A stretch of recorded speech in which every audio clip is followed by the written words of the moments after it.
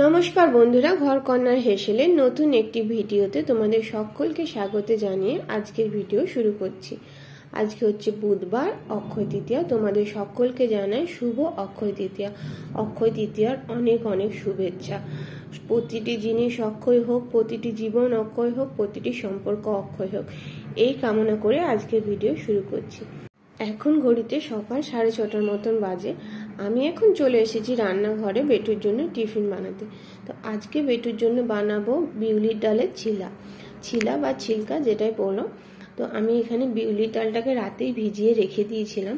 সেই বিউলির ডালটা সামান্য নুন গোলমরিচ দিয়ে বেটে নিলাম দেখলে।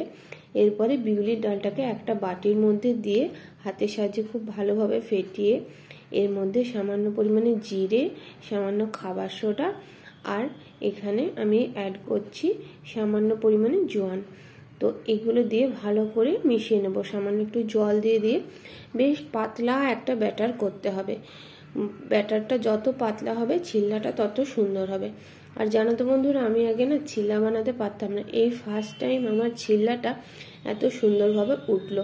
আমি এর আগে যতবারই ধোসা বা ছিলা এইসবগুলো বানাতে গেছি ততবারই ওঠাতে পারিনি প্যান থেকে। তো এইবার ফার্স্ট টাইম এত সুন্দরভাবে উঠলো। তো ভাবলাম চলো তোমাদের সঙ্গে শেয়ার করি। প্রথমে ছিলাটা আমি তেল দিয়েই বানাবো। প্রথমে ছিলাটা বানানোর জন্য 1 ড্রপ মতন তেল আমি ফ্রাইং প্যানের মধ্যে দিয়ে পরে ভালো করে ফ্রাইং প্যানের মধ্যে তেলটা বুলিয়ে নিয়েছি। এরপরে ছিলার ব্যাটারটা দিয়ে পরে খুব ভালোভাবে পুরোটা জায়গায় স্প্রেড করে দিয়েছি। এরপরে দেখো আমি কত আস্তে আস্তে করে তুলছি। আমি ভাবলাম হয়তো এবারেও হবে না, কিন্তু যাই হোক এবারে খুব সুন্দর হয়েছিল। তো যাই হোক, একটা দিক ভালোভাবে বাবেল চলে এলে পরের পিঠটা উল্টে ভালোভাবে এটাকে কুক করে নেব। দেখো আমার একটা ছিলা হয়ে গেছে। এবারে পরের ছিলাটা বানানোর জন্য আমি আর কোনো তেল ব্যবহার করছি না।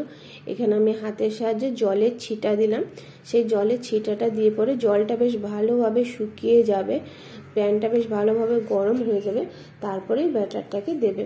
ব্যাটারটাকে দিয়ে পরে যখন দেখবে এরকম টাইপের বাবেল চলে এসছে তখন বুঝবে তোমার ছিলাটা একদম রেডি পরের পিঠটা উল্টানোর জন্য। আর এখানে আমি বানিয়ে নিচ্ছি ছিলার সঙ্গে খাওয়ার জন্য আলুর তরকারি। চলো ঝটফট করে ব্রেকফাস্টটা বানিয়ে নিই। ব্রেকফাস্টটা বানিয়ে পরে আজকে আবার আমাকে কাপড়গুলো ওয়াশিং মেশিনে কাচতে হবে। কালকে জানো বন্ধুরা কি হয়েছে, আমি ছাদে যখন কাপড় তুলতে যাই তখন দেখি ছাদের দড়িটা ছিঁড়ে পড়ে আছে। তো কালকের কাপড়গুলো সমস্ত প্লাস আজকের কাপড়গুলো সমস্ত দুটোই ওয়াশিং মেশিনে আজকে দেবো। আর ওয়াশিং মেশিনে দেওয়ার কারণ হচ্ছে, যেহেতু ব্যালকনির মধ্যে কাপড়গুলো মেললে পরে ব্যালকনিটা গোটে জল জল হয়ে যাবে। আর আমাদের যেহেতু বাচ্চা আছে বাড়িতে, তো সেই জন্য যাতে বাচ্চাটা ওদিকে গেলে পড়ে যাওয়ার সম্ভাবনা থাকে, সেই জন্য কাপড়গুলোকে ওয়াশিং মেশিনে দিয়ে ব্যালকনির মধ্যে মেলে দেবো। তো এরপর আমি কাপড়গুলোকে সব ওয়াশিং মেশিনে দিয়ে দিচ্ছি। আর আজকে দেখি যদি সম্ভব হয় তো ইচ্ছা আছে বেডরুমটাকে ডিপ ক্লিনিং করার জন্য। বেডরুমটা না বেশ অনেক দিন ধরে ডিপ ক্লিনিং করা হয়নি। আমি নর্মালি মাসে একবার চেষ্টা করি বেডরুমটাকে ডিপ ক্লিনিং করার জন্য। এক একটা ঘর এক একটা দিন করে যদি ডিপ ক্লিন করা যায় তাহলে দেখবে ডেইলিকার ক্লিনিং করতে অতটা অসুবিধা হয় না। বেডরুমের জানলার যে স্লাইডিংগুলো আছে সেই স্লাইডিংগুলো আমি তোমাদেরকে গত ভিডিওতে দেখিয়েছিলাম যে আমি একটা ভ্যাকুয়াম ক্লিনার নিয়েছি। সেই ভ্যাকুয়াম ক্লিনারটা দিয়ে পরিষ্কার করার ইচ্ছে আছে, দেখা যাক কতটা কি হয়। আর দেখো বন্ধুরা, এই ভ্যাকুয়াম ক্লিনারটা দিয়ে কি সুন্দরভাবে পরিষ্কার হচ্ছে। আর জানো তো এত পরিমাণে নোংরা বেরিয়েছিল। এরপরে আমি জানলার যে গ্রিলগুলো আছে সেই গ্রিলগুলোকে মুছে দিচ্ছি একটা কাপড়ের সাহায্যে। আর এই যে কাঁচগুলো দেখছো, কাঁচগুলোর মধ্যে ধুলো পড়লে খুব বাজে দেখতে লাগে, তো কাঁচগুলোকেও মুছে দিচ্ছি। আমরা যেহেতু বেশ কয়েকদিন বাড়িতে ছিলাম না, তো তারপরে এসে পর থেকে আমার বাড়িগুলোকে পরিষ্কার করতে করতে মানে পুরো অবস্থা যাকে বলে খারাপ হয়ে যাচ্ছে। তো এরপরে আমি গ্রিলগুলোকে আরেকবার মুছে দিচ্ছি, মানে দুদিকের গ্রিলটাকে মুছে দিচ্ছি। আর এই যে এই আলমারিটা দেখছো, এই আলমারিটাকে আমি এখান থেকে আমার সরানোর ইচ্ছা আছে। মানে এই আলমারিটাকে একটু জায়গাটা চেঞ্জ করব, কারণ এই আলমারিটা এখানে রাখার জন্য না এই যে জানলার পর্দাটা দেখছো সেটা পুরোটা লাগে না। তো সেই জন্যই আলমারিটাকে এখানে সরাবো। আর এখানে বেটুর যেহেতু এখন নতুন স্কুল হয়েছে, তো বেটুর বইয়ের জন্য একটা ক্যাবিনেট লাগবে, কারণ বইগুলো খোলা অবস্থায় রেখে দিলে না ও ভীষণ এলোমেলো করে দেয়। তো সেই জন্যে আমাদের এই যে ছোট একটা এই পাশে ক্যাবিনেট আছে, ওই ক্যাবিনেটটাকে ভাবছি যে ওই বেডরুমে করে দেবো। ওটাকে আর মানে বেডরুম পড়ার রুমে করে দেবো। তো ওটাকে আর এই ঘরে রাখার দরকার নেই। এমনিতেও ওটাতে খুব বেশি একটা জামা কাপড় থাকে না, আমাদের ঘরে পরার যে জামা কাপড়গুলো সেগুলো থাকে, সেটা এই আলমারিটার মধ্যে এঁটে যাবে। এরপরে আমি যে দেখো আমার ওয়াল হ্যাঙ্গিংটা আছে, এই ওয়াল হ্যাঙ্গিংটাকে মুছে নিচ্ছি। আর এই ওয়াল হ্যাঙ্গিংটা না এখানে জায়গা হয়নি জানো তো। এই ওয়াল হ্যাঙ্গিংটা মানে যখন আমি পরে দেখলাম যে আলমারিটাকে এইভাবে রাখলে অনেকটা জায়গা খেয়ে নিচ্ছে, তো সেই জন্য আমি এই ক্যাবিনেটটার কথা বলছিলাম। তো সেই জন্য আমি আলমারিটাকে পরে ঘুরিয়ে দিয়েছিলাম। তো সেই জন্য আমি ওয়াল হ্যাঙ্গিংটাকে এই পাশের দেওয়ালে করেছি। তো দাঁড়াও পরে তোমাদেরকে একবার বেডরুমটা ট্যুর দিচ্ছি। এই দেখো আলমারিটাকে এইভাবে রেখেছি আর পাশে এই ড্রয়ারটা রেখেছি। আর এই দেখো ওয়াল হ্যাঙ্গিংটা সরিয়ে এইখানে আমি এই ফটো ফ্রেমটা রেখেছি। আর ওয়াল হ্যাঙ্গিংটাকে এই পাশটায় করে দিয়েছি। আর এখানে একটা ছোট তাকের মধ্যে সব জিনিসপত্রগুলো গুছিয়ে রেখেছি। এরপর আমার স্নান হয়ে গেছে, এরপরে আমি যাব পুজো দিতে। তো অনেক ধুলো মেখেছি জানো তো বন্ধুরা, আজকে মানে প্রচুর পরিমাণে ধুলো বেরিয়েছে জানলাগুলোর থেকে। আর যেহেতু দুটো জানলায় পরিষ্কার করেছি, বেশ অনেকদিন পর জানলাগুলো পরিষ্কার হলো, তো সেই জন্য অনেকটা পরিমাণে নোংরা বসেছিল। তো আমি এখানে হালকা করে স্কিন কেয়ার করে নিচ্ছি, আর এরপর আমি পুজো দিয়ে নেব।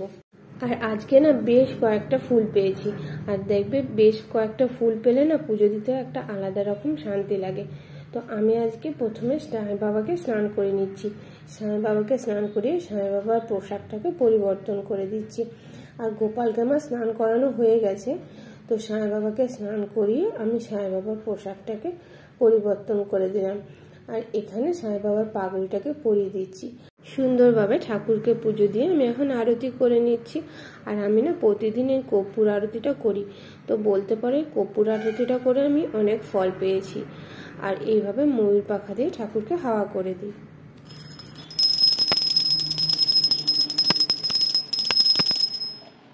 এরপর আমি দুপুরে খাবার বানিয়ে নিচ্ছি। তো দুপুরে বাকি খাবারগুলো আমার হয়ে গেছে, ওগুলো আর তোমাদের সঙ্গে শেয়ার করিনি। আর আজকে এই রেসিপিটা তোমাদের সঙ্গে শেয়ার করব। এখানে আমি বানাচ্ছি গোটা মুগের বড়া। তো এই বড়াটা খেতে এত সুন্দর হয়েছিল যে আমার বর বলে কি খেতে তো খুব সুন্দর লাগছে, কিন্তু কি বানিয়েছো সেটাই বুঝতে পারিনি। তো যাই হোক, গোটা মুগগুলোকে প্রথমে দেখলে সিদ্ধ করে নিলাম। এরপরে জল ঝরিয়ে একটা মিক্সার গ্রাইন্ডারের মধ্যে নিয়ে নিয়েছি। তার মধ্যে দিয়ে দিয়েছি সামান্য নুন, একটু গোলমরিচ, আর এখানে 2 কুচি মতন আদা। তোমরা চাইলে গোলমরিচের পরিবর্তে লঙ্কাও দিতে পারো, যেহেতু বেটু লঙ্কা খাবে না, তো সেই জন্য আমি গোলমরিচই দিয়েছি। আর দেখো এমনি একটা মানে দরদরা মতন পেস্ট হবে।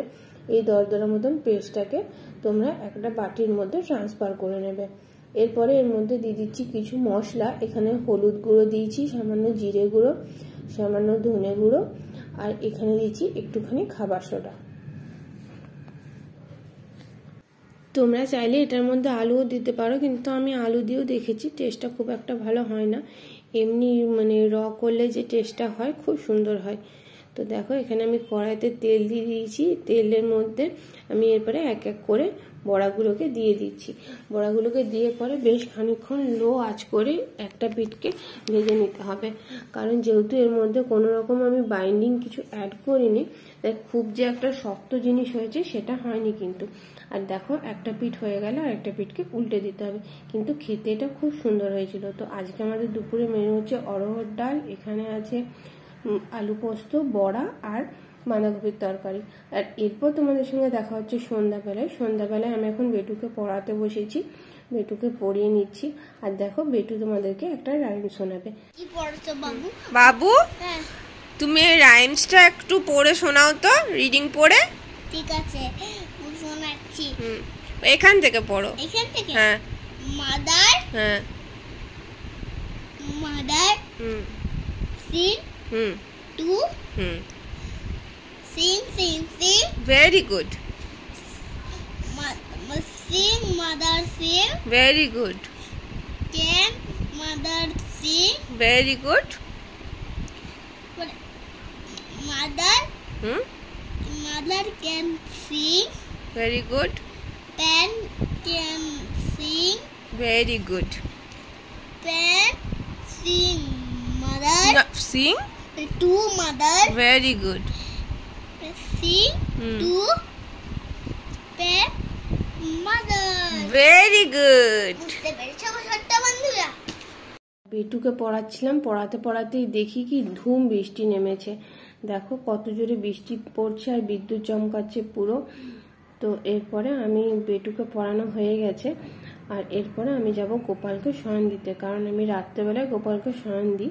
সন্ধ্যে দেওয়ার সময় গোপালকে শয়ন দিই না, যদি কোথাও বাইরে যাওয়ার থাকে তাহলে শয়ন দিই, কিন্তু এমনি নর্মাল বাড়িতে থাকলে আমি রাত্রেবেলায় গোপালকে শয়ন দিই।